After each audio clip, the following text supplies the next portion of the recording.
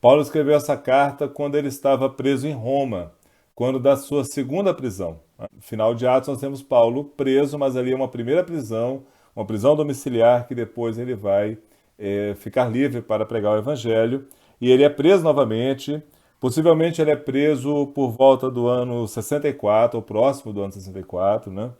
Ali durante o governo do imperador César Nero, que alguns entendem que César Nero ele foi um grande perseguidor dos cristãos, principalmente devido ao incêndio, né, que aconteceu em Roma, que ele teve então que culpar os cristãos sobre aquele incêndio. Algumas fontes históricas falam disso. César Nero ele é o último imperador ali da primeira linhagem de imperadores, né, que derivam ali de Otávio Augusto, né, que foi o imperador depois de Júlio César, e possivelmente Paulo foi preso nessa época devido a uma perseguição aos cristãos. Outros historiadores vão dizer que Paulo, na verdade, é preso porque as suas palavras, a pregação que ele trazia desordem. E ele foi preso como um desordeiro, de forma que depois ele é executado, né, como um cidadão romano. Veja que Paulo é decapitado. Né? Paulo é decapitado no ano 64, sob o império ainda de César Nero. Mas, de qualquer forma, se Paulo foi decapitado durante uma grande perseguição, ou se ele foi decapitado porque ele causava desordem, ele foi decapitado, ele foi morto devido à pregação do evangelho. Isso aí não se pode negar. E Paulo é decapitado justamente porque Paulo era um cidadão romano e a decapitação era algo considerado nobre, ou seja, algo que trazia pouco sofrimento. Por isso que ele não é crucificado, como foi, por exemplo, Pedro, como foi André, né, que morreram crucificados também, a exemplo do seu mestre Jesus. Mas Paulo aqui ele já tem consciência de que ele está nos seus últimos dias.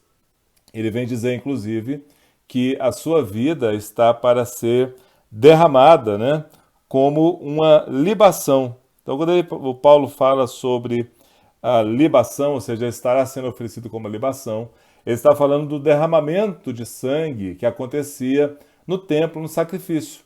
Nós pegarmos ali Números capítulo 29, né, em várias instruções sobre o sacrifício, fala das libações, ou seja, o sangue dos novilhos, o sangue dos animais ofertados, ele era derramado, né? Ele era derramado sobre o altar, ele era derramado dos demais altares, no sangue. Isso é uma libação, ou seja, é jogar uma água, um líquido, no caso um sangue, em cima de um altar. Isso era feito. Então Paulo vem dizer que a vida dele, né, está sendo entregue como essa libação. Então ele está dizendo, olha, eu estou sendo entregue em sacrifício aí pela palavra de Deus.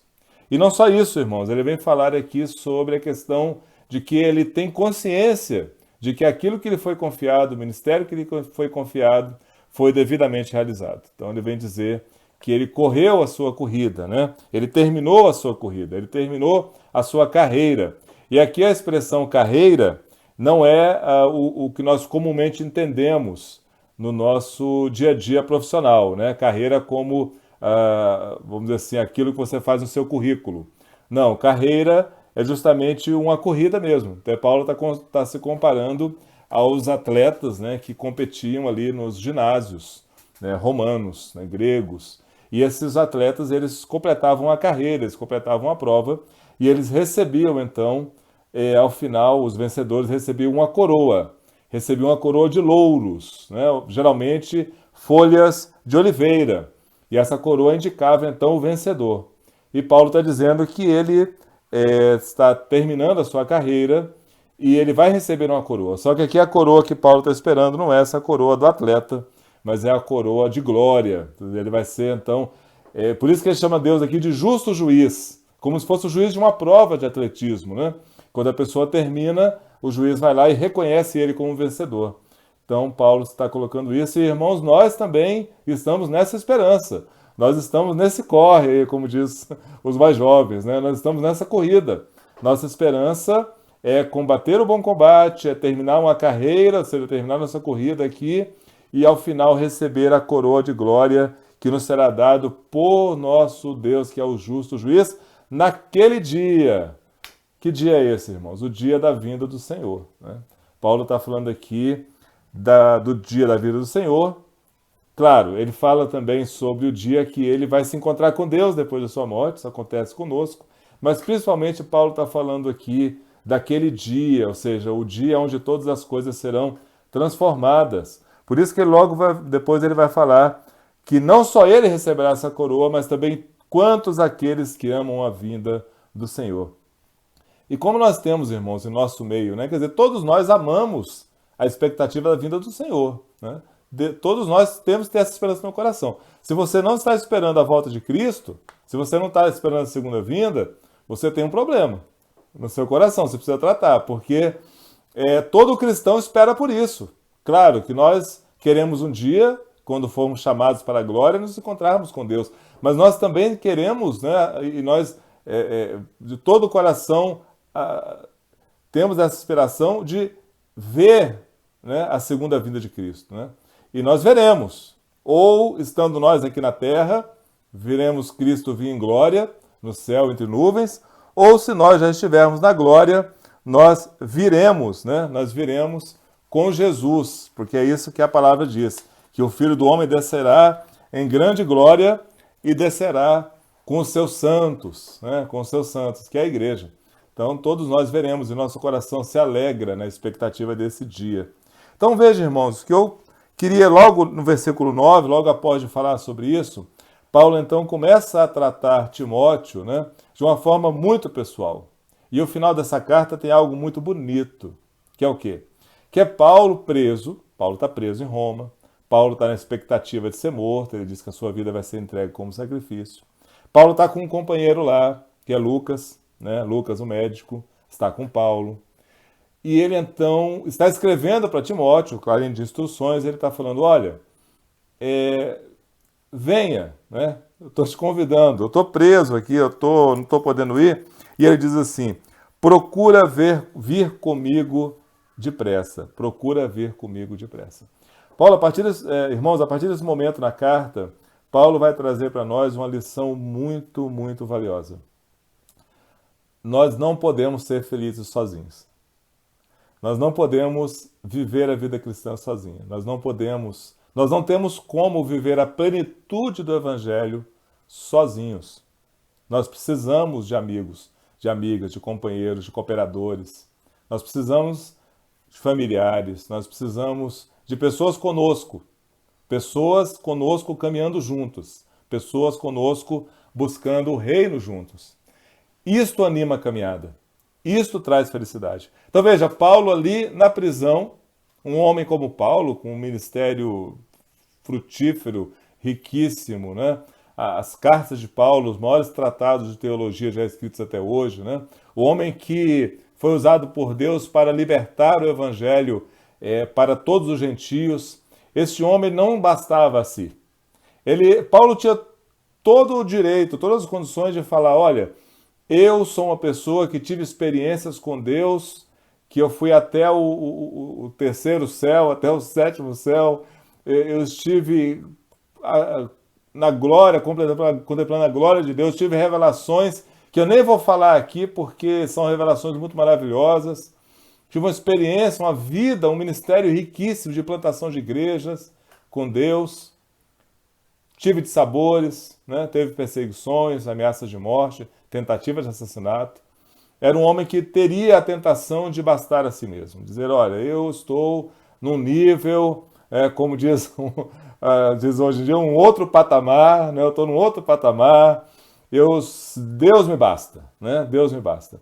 E Paulo chega a dizer isso, a tua graça me basta. Mas veja, a graça de Deus bastar a Paulo não significa que Paulo bastasse a si mesmo e queria só a sua companhia. Ele precisava de amigos, ele precisava de companheiros, né? Amigos e amigas, precisava de cooperadores. E a partir daqui, como se ele estivesse se despedindo dessas pessoas e ao mesmo tempo expressando a vontade de estar com eles, Paulo começa então a falar de vários cooperadores, de várias pessoas, e a forma carinhosa, amorosa com que Paulo se comunica com Timóteo e com os demais pela carta, é algo que nos ensina, irmãos, que nós precisamos de companheiros de caminhada.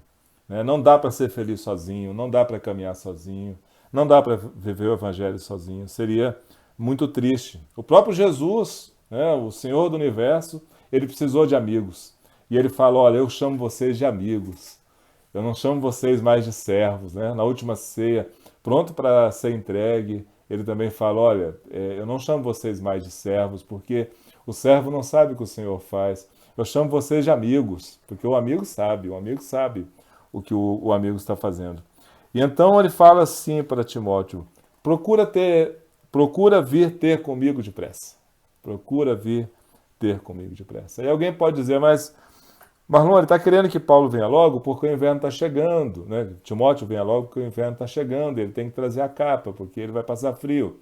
Mas não é só isso não, irmão. Isso aqui é justamente quando você está numa situação de tristeza, de prisão, uma situação de privação, você, você lembra dos seus amigos, você lembra dos seus companheiros, você lembra.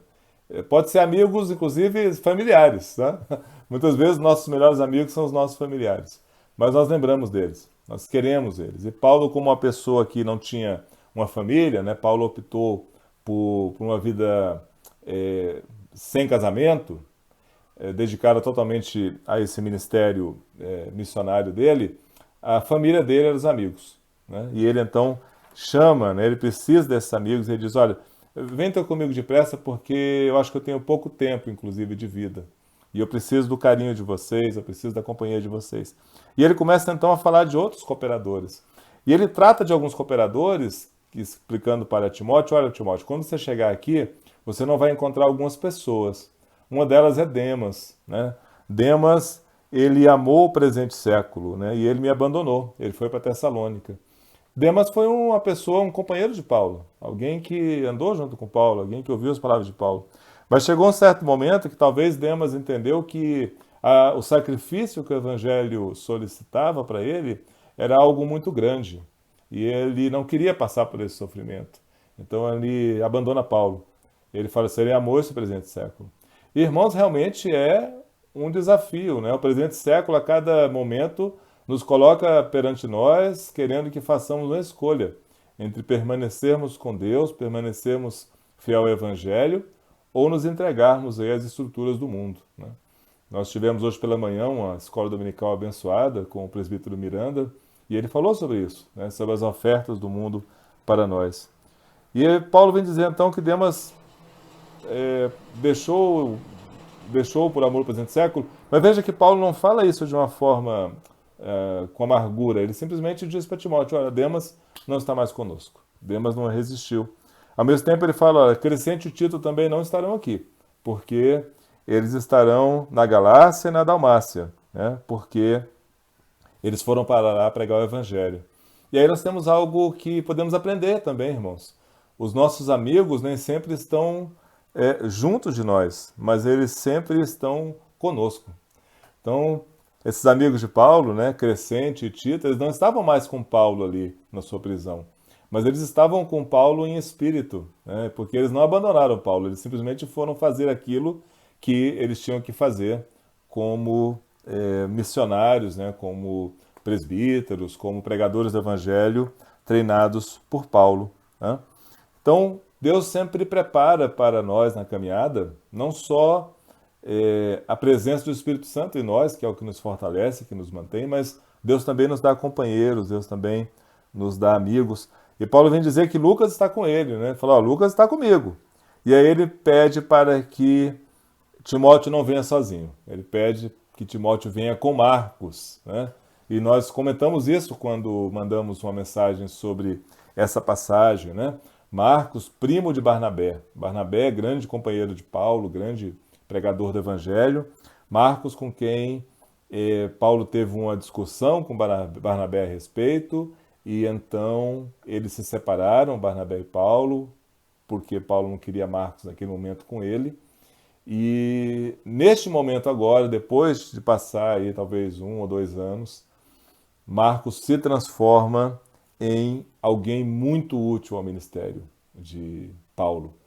Entendemos então, irmãos, que nessa caminhada nós temos momentos de discordância, nós teremos momentos onde poderemos inclusive nos separar do ministério, né? Por razões nem tão nobres, como foi o caso de Paulo e Barnabé, mas isso pode acontecer. Mas o Espírito Santo é um Espírito Santo de reconciliação. Então entendamos isso, irmãos. O Espírito Santo é um Espírito Santo de reconciliação. Ele entende quem é útil para nós. Ele entende para quem nós podemos ser útil. E ele providencia, então, que nós nos reaproximemos. Então aqui nós temos também um testemunho de reconciliação. Quando Paulo diz, olha, Timóteo, não venha sozinho não, traga Marcos. Marcos me é muito útil no ministério. E Tíquico foi para Éfeso, né? Tíquico também não estará lá. Mas como eu disse, muitas vezes os amigos não estão próximos, mas estão sempre conosco, né? E aí ele orienta Timóteo para que passe em Troade, né, na casa de Carpo, e traga o que ele deixou lá, que foi a sua capa, os seus livros e especialmente os pergaminhos. O que é isso, né, irmãos? A capa, como já falamos em outros momentos, ela é uma vestimenta muito comum naquela época, né? A pessoa tinha a túnica e muitas vezes ela carregava consigo a sua capa, principalmente quando ela ia de um deslocamento maior, onde tinha que dormir. A capa era realmente uma capa, era um grande lençol que a pessoa usava amarrada no pescoço, ou então tinha um buraco, né, para passar a cabeça, e a pessoa vestia aquela capa e ela caminhava com ela, porque as pessoas não usavam mala. No máximo usava algum tipo ali de trouxa, né, quando tinha mais coisas, mas não tinha mala. Então, o que a pessoa tinha era a túnica e a capa. E a capa era usada para aquecer, principalmente à noite, quando a pessoa ia dormir. Ela se aquecia, ela se cobria com aquela capa. Se o clima estivesse menos frio, né, mais quente, a pessoa podia dobrar aquela capa e usar como um travesseiro, onde ela estivesse. Então, a capa era algo que trazia, então, conforto, trazia calor, né, trazia essa proteção. E aí nós vemos aqui uma lição que nós podemos tirar disso, né? Quer dizer, os amigos, os companheiros de ministério, os companheiros de vida, eles são usados por Deus para nos trazer conforto também. E nós, quando temos esse relacionamento verdadeiro, nós não temos medo de causar desconforto no outro e falar assim, olha, você está vindo ficar comigo, mas aproveita e passa em Troade, quer dizer, muda um pouco o caminho e me traz a minha capa. Traz a minha capa que o inverno está chegando. E traz também meus livros, meus pergaminhos. E por que Paulo queria os livros e os pergaminhos, irmãos? Os livros eram os escritos, poderiam ser escritos inclusive dele, né? As cartas que ele já tinha escrito, que ele tinha cópia, que ele guardava. E os pergaminhos são papéis onde eles escreviam as coisas. Então Paulo estava pedindo que Timóteo trouxesse então os livros, onde ele podia escrever e ler a palavra de Deus e outras informações valiosas, e os pergaminhos, onde ele poderia escrever. Então veja, os amigos, os companheiros, as pessoas que estão em nossa vida, Deus os usa não só para nos trazer algo que traz conforto, como as capas, como aquilo que nos cobre, como aquilo que nos aquece, mas também os usa para que possamos estudar a palavra de Deus, para que possamos ter instrumentos para estudar a palavra, para escrever, para exercitarmos na palavra. Então, quando Timóteo traz para Paulo os pergaminhos e os livros que Paulo esqueceu, que estava longe dele, Timóteo está trazendo simbolicamente e também efetivamente para Paulo instrumentos que permitiam Paulo a estudar ainda mais a palavra de Deus, o Evangelho, a vontade de Deus. Então, os nossos amigos, irmãos, também são esses, que nos trazem não só coisas que aquecem nosso coração, mas também nos trazem a palavra de Deus, nos trazem a vontade de estudar, nos trazem, senta conosco para compartilhar a palavra. Então, esse companheirismo, né, na caminhada com Deus é que nós precisamos pedir a Deus que nunca nos falte, né? Nunca nos falte amigos, amigas, irmãos e irmãs que nos tragam capas para nos aquecer, que nos tragam livros, a palavra, pergaminhos, a palavra de Deus, para que possamos também estudar. Logo após, Paulo vai tratar de uma outra pessoa e neste momento aqui, Paulo deixa transparecer que essa pessoa realmente é algo que causou muitos, muitos danos a ele. E essa pessoa foi um companheiro dele. Então é outro ensino que nós temos, irmãos, sobre a caminhada. Não dá para caminhar sozinho, não dá para viver sozinho, não dá para viver o evangelho sozinho. Mas pode ser que nessa caminhada nós enfrentemos alguns latoeiros, né? Como Alexandre o latoeiro. Ele diz, olha, Alexandre o latoeiro causou-me muitos males. Causou-me muitos males. O Senhor lhe dará a paga segundo as suas obras. O Senhor lhe dará a paga segundo as suas obras. E ele dá um conselho para Timóteo. Fala, olha, tu guarda-te também dele. Ou seja, Timóteo, não se relacione com Alexandre. Eu já passei, já tive um momento com ele, já sofri com ele o que tinha que sofrer. Eu não quero que você abra a mesma brecha. Tá? Mas porque ele resistiu fortemente às nossas palavras. Veja, Timóteo e Paulo. Paulo chama as palavras, né, suas de nossas palavras, não só no plural majestático, mas também indicando que Timóteo e Paulo compartilham da mesma doutrina, da mesma prática do Evangelho. E esse Alexandre Latoeiro já tinha sido citado por Paulo na sua primeira carta a Timóteo. No primeiro capítulo da carta ao Timóteo, no versículo 19 e 20, ele fala assim: mantendo fé e boa consciência, porquanto alguns, tendo rejeitado a boa consciência, vieram a naufragar na fé. E dentre esses se contam Himeneu e Alexandre, os quais entreguei a Satanás para serem castigados, a fim de não mais blasfemarem. Veja, irmãos, quando Paulo fala de Alexandre aqui, de Himeneu, que muitos estudiosos indicam que esses dois foram companheiros nessa oposição a Paulo, ele diz, olha, Himeneu e Alexandre eu os entreguei a Satanás. Bem, essa expressão entreguei a Satanás, nós temos que tomar cuidado com ela, tá, irmãos? Paulo não está amaldiçoando Alexandre e Himeneu. Mas Satanás, ele é um personagem, né, na Bíblia, que ele é um opositor. A palavra Satã, algumas traduções vão colocar Satanás, significa o adversário. É aquele que é colocado como acusador. A única função de Satanás na história aí do povo de Deus é ser o acusador, é aquele que aponta defeito, aquele que aponta erro. É o adversário, né? É o adversário do povo de Deus. E Paulo então diz, olha, assim como Satanás é o adversário, porque ele tenta impedir que o evangelho seja manifesto e pregado, Alexandre e Himeneu estão com a mesma atitude. Então, que eles façam companhia. Que eles façam companhia, né, a fim de não blasfemarem. E o que ele está dizendo aqui é que ele espera, então, que Deus possa agir de alguma forma na vida de Alexandre e Himeneu e que eles possam parar, inclusive, de pregar, porque eles estão pregando blasfêmias e seria até pior para ele. E aqui na segunda carta, Paulo diz simplesmente o seguinte: o Senhor lhe dará a paga das suas obras. E aí nós temos que perceber que Alexandre o Latoeiro também tem uma lição a nos ensinar a sua própria forma de ser chamado. Lembrando que nessa época, irmãos, as pessoas não tinham sobrenome. As pessoas, principalmente no mundo judeu, elas eram chamadas de filho de alguém, ou chamados pela sua origem, ou chamados pelo seu ofício. Então, Jesus era chamado Jesus o Nazareno. Não era chamado Jesus filho de José, mas Jesus o Nazareno. Né? José de Arimateia. Maria Magdalena, Maria de Magdala. Assim como nós temos Simão Bar-Jonas, Simão filho de Jonas. Então, alguns eram chamados assim. Mas, no caso aqui, Simão Latoeiro, ele era conhecido porque ele era alguém que trabalhava o quê? Trabalhava o latão. O latão é um material metálico, os irmãos sabem. Ele era usado principalmente para utensílios domésticos. Né? Então, na época de Jesus, era algo muito usado. Né? Até poucas décadas, as pessoas usavam muito ainda latão, né?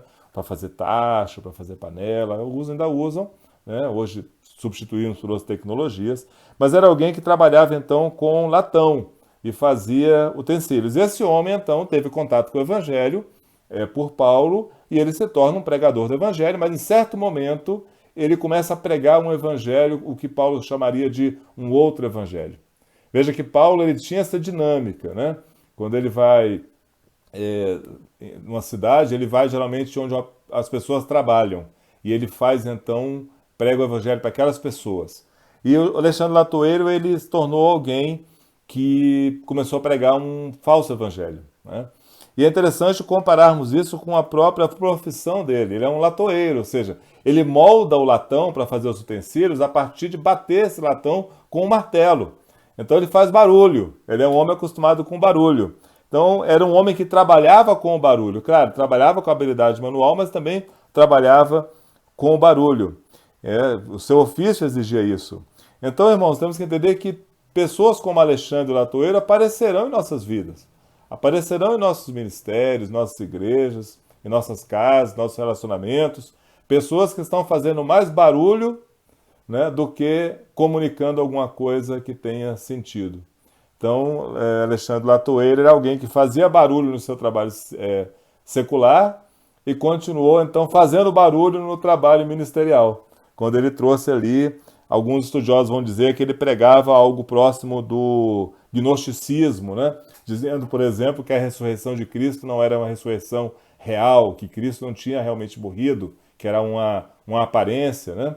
Ou que a ressurreição dos mortos também não seria real. E Paulo vai alertar muito sobre isso. E Paulo ele é enfático. Por que ele é enfático contra Alexandre Latoeiro? Porque ele está desviando as pessoas da verdade. Isso é algo que Paulo não pode suportar. Paulo não pode suportar. Por isso que ele diz que Deus dará a paga. Mas logo após, Paulo vai falar de outro momento, que possivelmente é o momento que antecedeu a prisão, essa prisão que ele está sofrendo, que é o momento onde ele foi levado frente às autoridades civis para se explicar. Então, possivelmente isso aconteceu logo antes da prisão que ele está sofrendo agora. E ele diz que quando ele foi se defender, a primeira defesa, quando a pessoa, principalmente um cidadão romano, ele era acusado de algo, ele era levado às autoridades para fazer aquela primeira defesa. É algo muito próximo dos nossos inquéritos policiais, né? Quando a pessoa ela é indiciada, ela primeiro vai ali na delegacia para dar uma primeira fala sobre o que ela está sendo acusada. Ela pode, inclusive, se negar a falar e dizer, não, só vou falar em juízo, só vou falar perante o juiz. E isso é, vamos dizer assim, copiado ou inspirado no direito romano, na prática romana. E claro que eu não sou a melhor pessoa para falar sobre isso, mas é o que nós temos registrados aí nos dados históricos. E aqui ele diz que, neste momento, irmãos, todos o abandonaram. Todos o abandonaram. Mas olha que bonito que ele diz. Que isso não lhe seja posto em conta. Ao contrário de com Alexandre Latoeiro, que era alguém que estava se opondo a Paulo por maldade, Paulo diz, olha, Deus lhe dará a paga, e lá na primeira carta a Timóteo ele diz, eu deixei Alexandre entregue a Satanás para que ele seja castigado e pare de blasfemar.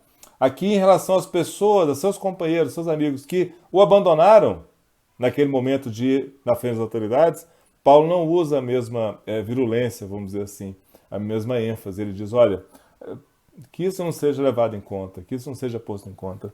Porque, veja, irmãos, essas pessoas elas abandonaram Paulo naquele momento não por maldade, abandonaram por limitação. Eram pessoas que não tinham capacidade, não tinham a disposição, o ânimo, a coragem, muitas vezes não tinham a condição de se apresentar perante uma autoridade civil. Eles podiam ter medo também de ser presos. Então, vivendo um momento aqui de perseguição aos cristãos, né? Essa década de 60 depois de Cristo, uma década de perseguição aos cristãos. Então as pessoas elas não estavam muito à vontade para ir perante a autoridade. E Paulo diz, olha, tudo bem, não seja dado em conta. Então, irmãos, temos que entender que pode ter momentos em nossa vida, né? No nosso ministério, nossa vida como igreja, também nossa vida como família, que em algum momento as pessoas que nós achamos que estaria conosco perante as autoridades ou no momento de decisão, essas pessoas não estarão, nos abandonarão. Por quê? Não é porque elas querem nosso mal, é porque elas não conseguem, elas não vão suportar aquele momento. E então elas recuam.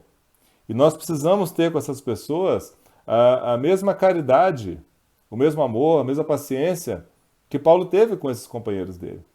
É que isso não seja dado em conta. Então vamos ter essa sabedoria. Nem sempre estamos lidando com Alexandre Latoeiro.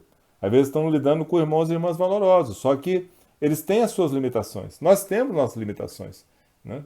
E Deus conhece nossas limitações.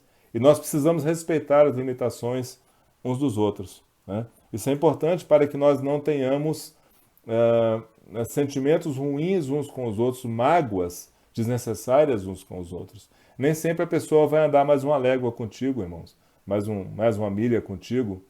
A pessoa às vezes não consegue. Então tenha essa compreensão. Aquela pessoa que não te deu apoio no momento que você esperava que desse, pode ser que ela não fez isso por maldade, não. Ela fez isso por limitação, ela chegou no limite dela. Então, que não seja levado em conta. Né? Que não seja levado em conta. Que se você possa, então, pedir a Deus o perdão sobre ela e também que qualquer mágoa seja tirada do nosso coração. Sabe por quê? Porque mesmo quando as pessoas não conseguem nos acompanhar e nos abandonam, Deus não nos abandona.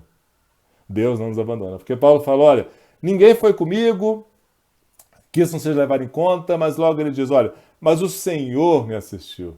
Mas o Senhor me revestiu de forças. Irmãos, não importa se você está sozinho numa situação. Você não está sozinho.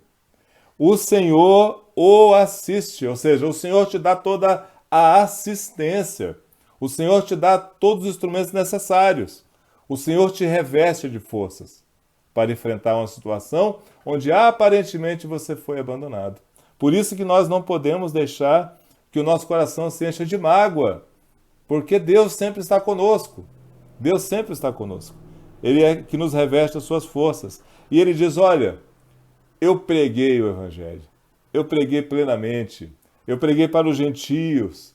E naquele momento lá, inclusive, eu fui libertado da boca daquele leão. Quer dizer, naquela primeira audiência eles não conseguiram achar culpa em mim.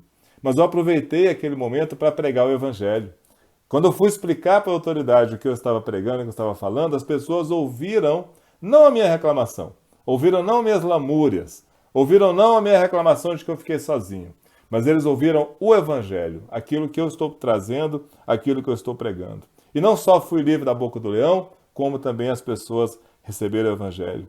O Senhor me livrará de toda obra maligna, né? Me levará salvo para o reino celestial. Veja, irmãos, que Paulo está aguardando a sua morte física. Paulo não está dizendo que Deus vai o livrar da sua morte física, não. Tanto que ele disse para Timóteo, olha, eu estou sendo oferecido como libação, mas o Espírito, né? Mas aquilo que Paulo realmente está sendo guardado. Aquilo ali ninguém toca. Aquilo ali Deus preserva. E ele fala, Deus me levará salvo ao reino celestial. Paulo vai ser decapitado, irmãos, mas ele diz, ele me levará salvo ao reino celestial. Eles decapitaram só a minha cabeça, mas eles não decapitaram o meu espírito. Eles não decapitaram o que eu sou realmente. E aí, ao final da carta, Paulo faz algumas saudações. Ele fala de Prisca, de Áquila, de Onesíforo, né? Erasto. Ótimos nomes cristãos para colocar nos filhos aí de quem estiver ouvindo. Mas ele fala, olha, eles ficaram em Corinto e tal, e ele fala de Trófimo, né? Deixei doente em Mileto, né? Deixei doente em Mileto. Então veja, irmãos, isso tínhamos comentado já, né? Quer dizer, mesmo Trófimo, alguém ali muito próximo de Paulo, Paulo diz, olha, deixei ele doente em Mileto. Por que Paulo não deixou Trófimo curado em Mileto, irmãos? Já que Paulo tinha curado tanta gente?